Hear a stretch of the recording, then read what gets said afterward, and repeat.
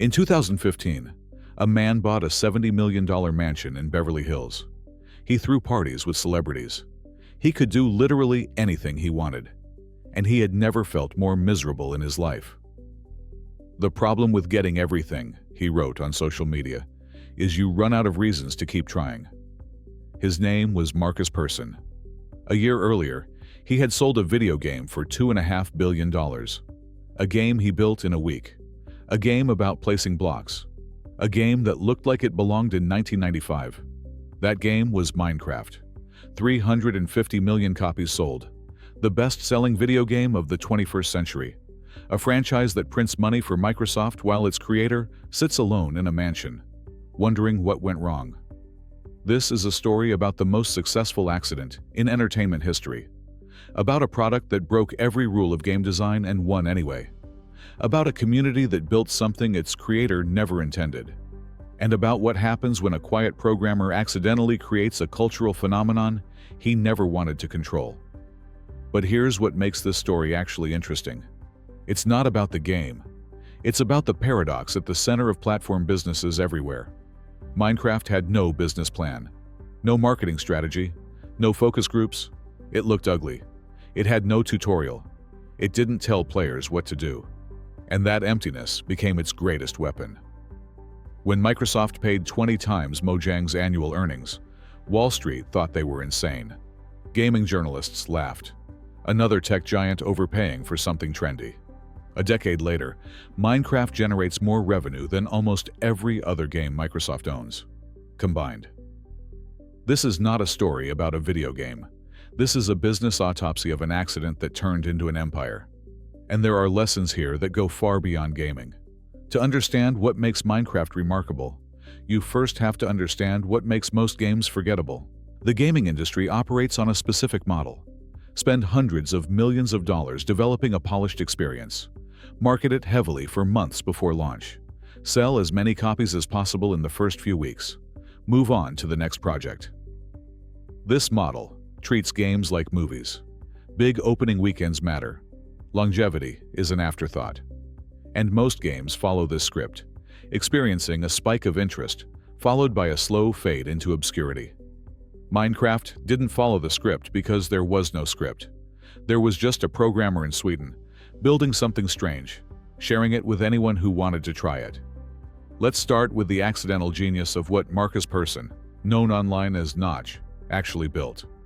Minecraft launched in an incomplete state. Not because of a rushed deadline or budget constraints. Notch simply published whatever he had and let people play it. The game evolved in public, with players watching it grow and providing constant feedback. This was unusual. Most games are polished in secret before being revealed to the world. Minecraft inverted the process. Players felt like participants in the creation, not just consumers of the finished product. But here's what made Minecraft genuinely revolutionary from a product design perspective. It gave players almost nothing. No story, no objectives, no clear progression system, no ending. Just an infinite world made of blocks and some basic tools. This emptiness was its greatest strength. When a game tells you exactly what to do, your experience is fundamentally limited by the imagination of its designers. When a game tells you nothing, your experience is limited only by your own imagination. Minecraft outsourced the creative work to its players. And players, it turned out, had unlimited creativity. People built castles, then cities, then functioning computers inside the game. Working calculators made entirely of digital blocks. Recreations of famous landmarks. Entire worlds based on fantasy novels. The community generated more content than any game studio could produce in 1,000 years. This created something economists call network effects. Each player, who built something interesting, gave other players a reason to keep playing. Each YouTube video showing an incredible creation drove new players to buy the game. The community fed itself. YouTube became particularly important. Minecraft content dominated the platform for years. Let's play videos, building tutorials, survival challenges. Entire careers were built around nothing but Minecraft content. Some of these creators accumulated tens of millions of subscribers, becoming celebrities in their own right. This created a flywheel that no marketing budget could replicate. Kids watched Minecraft videos and wanted to play. They played and created things they wanted to share. Their creations became new videos. New viewers discovered the game. The cycle repeated endlessly. By some estimates, Minecraft content accumulated over 200 billion views on YouTube during its peak years. 200 billion. For a game with graphics that looked dated in 2009. The lesson here is profound. A product that enables creativity will always generate more content than a product that delivers it. Minecraft was essentially a creativity amplifier. Pour imagination in one end, and shareable experiences come out the other. Every player was a potential content creator. Every world was a potential story. And Notch had done almost none of this deliberately. He wasn't a business strategist. He was a programmer who made something he thought was cool and shared it with the internet. The commercial success was a side effect of authentic creation. But here's where the story gets complicated. Because the same freedom that made Minecraft magical also made it dangerous. When you build a product that depends entirely on community creativity, you lose control. Players can build whatever they want, say whatever they want, create entire economies and social structures you never anticipated. Minecraft servers became their own worlds, with their own rules, their own cultures, their own drama. Some servers became wholesome creative spaces. Others became toxic environments. Some server operators built legitimate businesses around Minecraft, hosting communities and charging reasonable fees. Others exploited young players with predatory monetization schemes, selling virtual advantages for hundreds of dollars. Notch watched all of this happen and felt increasingly uncomfortable. He had created something that grew beyond his ability to manage. Millions of players, thousands of servers, endless controversies. Every decision Mojang made affected millions of people. Every update generated passionate debate. Every policy choice had consequences he couldn't predict. The fame was overwhelming too. Notch became a symbol, a celebrity in the gaming world. Fans approached him constantly. Critics attacked him relentlessly. His Twitter account became a battleground. He was no longer just a programmer making cool things. He was a public figure, responsible for a cultural phenomenon. In his own words, he wasn't an entrepreneur. He wasn't a CEO. He was a nerdy computer programmer who liked having opinions on Twitter. And that identity couldn't survive what Minecraft had become. In the summer of 2014, Notch posted something surprising on social media. He asked, half-jokingly, if anyone wanted to buy his share of Mojang so he could move on with his life. The message attracted serious attention. Activision reached out. So did Electronic Arts. And so did Microsoft, who ultimately offered $2.5 billion. Notch took the deal. He walked away from Mojang immediately after the acquisition. His farewell letter was honest about his motivations. He loved making games because it was fun. He never intended Minecraft to become a massive phenomenon. He didn't want the responsibility of managing something this influential. The money wasn't the point, he said. His sanity was. A year after selling Mojang, Notch gave interviews describing his life. He had bought a $70 million mansion in Beverly Hills, outbidding celebrities like Jay-Z and Beyoncé. He threw lavish parties with famous guests. He could do literally anything he wanted, and he had never felt more isolated. The problem with getting everything, he wrote on social media, is you run out of reasons to keep trying. Human interaction becomes impossible due to imbalance. His employees at Mojang, the people he had carefully protected during the acquisition negotiations, apparently hated him now. The woman he loved was afraid of his lifestyle and chose someone normal instead. His wealth had become a barrier to genuine connection. There's a painful irony in Notch's story. He created a game about building connections, digital blocks that players use to construct worlds together, communities forming across continents, friendships forged through shared creation. And yet the creator himself ended up more isolated than before. The billions of dollars didn't solve the fundamental human need for purpose and belonging. If anything, the money amplified his disconnection. How do you form genuine relationships when everyone knows your net worth? How do you find motivation when you can buy anything? How do you build something meaningful when your previous creation already exceeded every possible expectation? These aren't questions most people have to answer, but they reveal something important about the relationship between success and fulfillment. Achievement without purpose becomes emptiness. Wealth without connection becomes isolation. Minecraft made Notch rich beyond imagination, while leaving him searching for something money couldn't buy. Notch's story is a cautionary tale about the psychological cost of accidental success.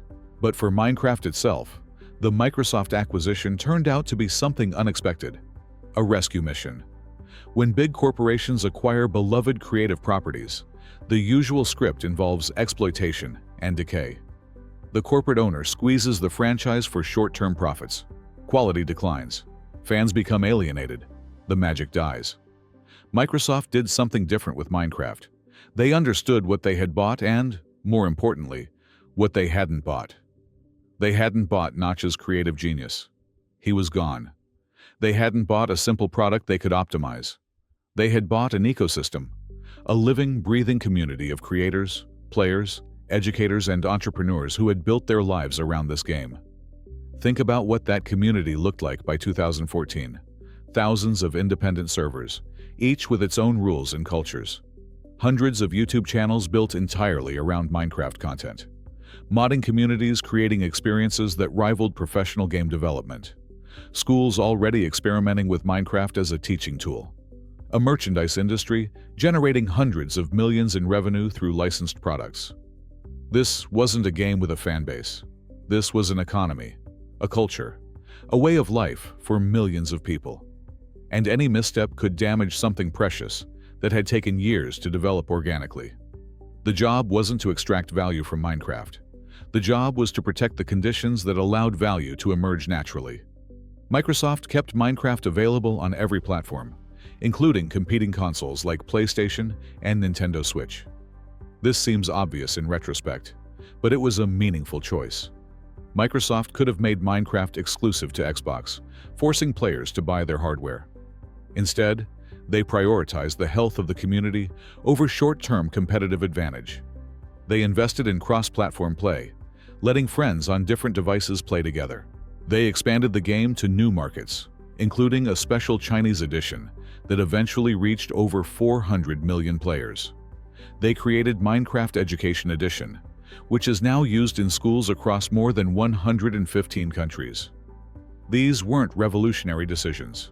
They were restraint, discipline, an understanding that Minecraft's value came from being everywhere, accessible to everyone, controlled by no one. Consider the alternative paths Microsoft could have chosen. They could have crammed the game full of microtransactions, monetizing every possible interaction.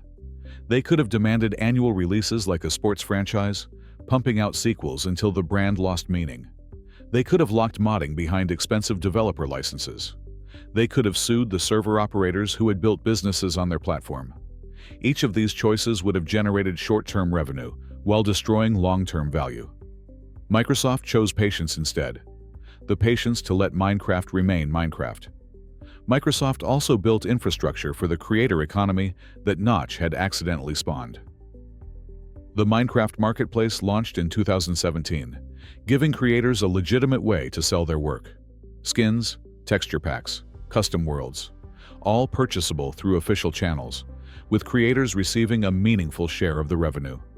By 2021, creators had earned over $350 million through the marketplace, from more than 1 billion downloads. Microsoft wasn't just tolerating the creator community. They were actively enabling it to thrive. The Education Initiative deserves special attention. Minecraft Education Edition transformed the game into a legitimate teaching tool. Students learn coding, mathematics, history, and science inside virtual block worlds. Teachers create lessons where abstract concepts become tangible and interactive. This wasn't just corporate social responsibility for good PR.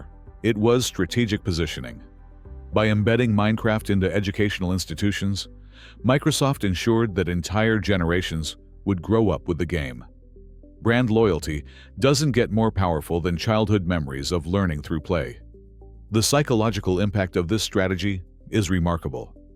When a child learns multiplication through building structures in Minecraft, they form emotional associations with the game that no advertising can replicate.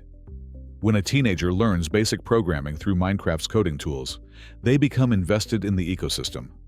When a university uses Minecraft to teach architecture or urban planning, they legitimize the game in ways that transcend entertainment. Microsoft essentially positioned Minecraft as infrastructure, not just a game to be played, but a tool to be used, a canvas for expression, a sandbox for learning, a medium that could adapt to almost any purpose. And perhaps most importantly, Microsoft made a decision that might have been the hardest of all. They let Mojang remain Mojang. The studio kept its identity, its culture, its independence. Microsoft didn't absorb the team into some faceless corporate division. They protected the creative engine that made Minecraft special. The results speak for themselves. When Microsoft bought Mojang, Minecraft had sold around 50 million copies. Today, that number exceeds 350 million. Monthly active players grew from tens of millions to over 200 million. Revenue has generated billions of dollars since the acquisition. The skeptics who called the deal overpriced were spectacularly wrong. Microsoft didn't just make their money back, they turned Minecraft into one of the most valuable entertainment properties on Earth. Consider what that means. A game with deliberately crude graphics. No story, no voice acting, no cinematic cutscenes, competing against franchises with budgets in the hundreds of millions, and winning. Minecraft proved that production values aren't everything. That community matters more than polish. That the most sophisticated graphics engine in the world can't compete with the imagination of 200 million players building whatever they want. This is a lesson that much of the gaming industry still hasn't internalized. They keep chasing realism, throwing more money at more polygons, more motion capture, more Hollywood talent. Meanwhile, Minecraft quietly outsells nearly all of them combined. The humble block triumphed over the hyper-realistic. So what can we actually learn from this story? Let me give you 3 business lessons that extend far beyond gaming. Lesson 1. Products can become platforms, but only if you surrender control. Minecraft succeeded because Notch gave players an empty canvas instead of a finished painting. The game itself was almost primitive. The value came from what players created within it. This required Notch to accept that he couldn't control how people used his creation. He couldn't predict what they would build. He couldn't prevent them from doing things he disagreed with. Most companies are terrified of this kind of openness. They want to control the customer experience. They want to dictate how their products are used. They build walled gardens and enforce strict terms of service. They view user creativity as something to be managed, not unleashed. But platforms that truly scale, from YouTube to the app stores to Minecraft itself, all share a common characteristic. They create conditions for other people to succeed. The platform provider becomes a gardener, not an architect. They cultivate an environment where creativity can flourish without trying to design every flower themselves. This requires humility, admitting that your users might create more value than your own team, accepting that their ideas might be better than yours, trusting that the chaos of distributed creativity will produce outcomes superior to centralized control. If you want to build something that transcends your own imagination, you have to let go. The communities that emerge will create value you never could have manufactured. Lesson 2. Acquisitions succeed when the buyer understands what they're actually acquiring. Microsoft didn't buy Minecraft's code. Code can be replicated. They didn't buy Notch's genius. He explicitly left. What they bought was an ecosystem of relationships, expectations, and creative energy that had accumulated over years of organic growth. Destroying that ecosystem would have been trivially easy. Make Minecraft exclusive to Xbox. Flood the game with aggressive monetization. Micromanage Mojang's creative decisions. Force corporate synergies that disrupted the studio's culture. Any of these choices might have generated short-term gains while killing the long-term asset. Microsoft's discipline, their willingness to be patient stewards rather than aggressive extractors, is what made the acquisition legendary. When you acquire a creative property, you're not buying a machine you can optimize. You're inheriting a garden you must tend. The companies that understand this difference build empires. The companies that don't create cautionary tales. Lesson 3. Freedom creates chaos, but chaos creates value. Minecraft's openness led to problems. Exploitative servers, toxic communities, copyright disputes, endless drama. The same freedom that enabled beautiful creativity also enabled abuse and dysfunction. Many companies would respond to this chaos by clamping down. More control, more rules, more enforcement. And sometimes that's necessary. But Microsoft understood something subtle. The chaos and the value were inseparable.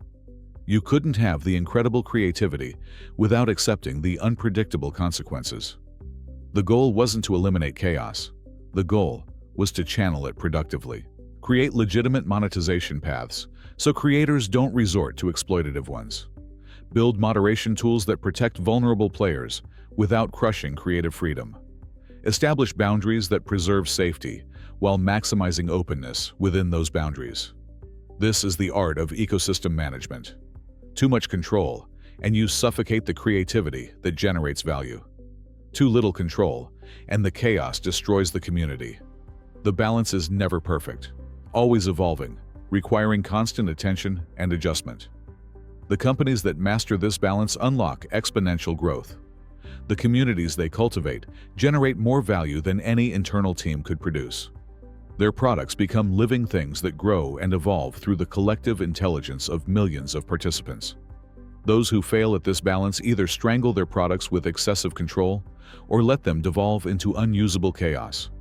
There is no formula for getting it right, only judgment, developed through careful observation and willingness to adapt.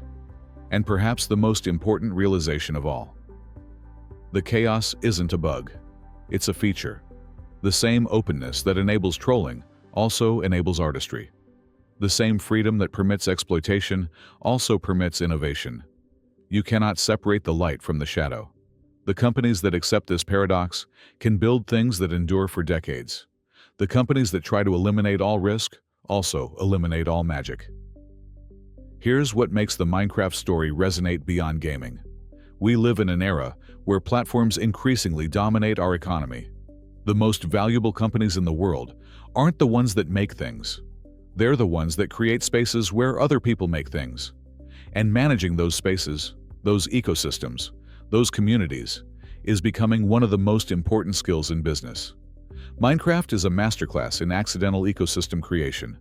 A lone programmer made something beautiful and shared it freely. A community emerged that nobody planned. Chaos followed, along with unprecedented value. A corporation stepped in, not to exploit, but to nurture. And what started as a simple game about blocks became worth more than entire media empires. Notch found wealth, but lost something harder to define. The purpose that came from creating, the satisfaction of building something that mattered, the human connections that money somehow made more difficult rather than easier. He still lives in his Beverly Hills mansion. He occasionally posts on social media.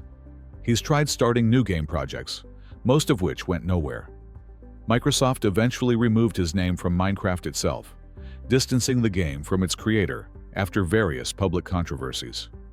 The game he made in a week continues without him, growing, evolving, touching lives he will never know.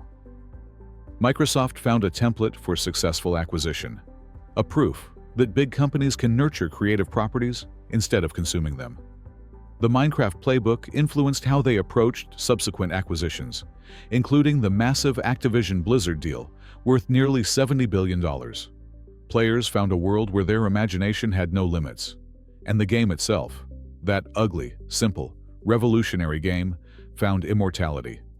350 million copies sold, 200 million monthly players, billions of dollars generated, used in schools across the globe. An entire generation raised on its blocky landscapes. Not bad for a side project. There's one final detail worth mentioning. As of 2025, Minecraft continues to grow. Not slowly declining as you might expect from a 15-year-old game. Actually growing.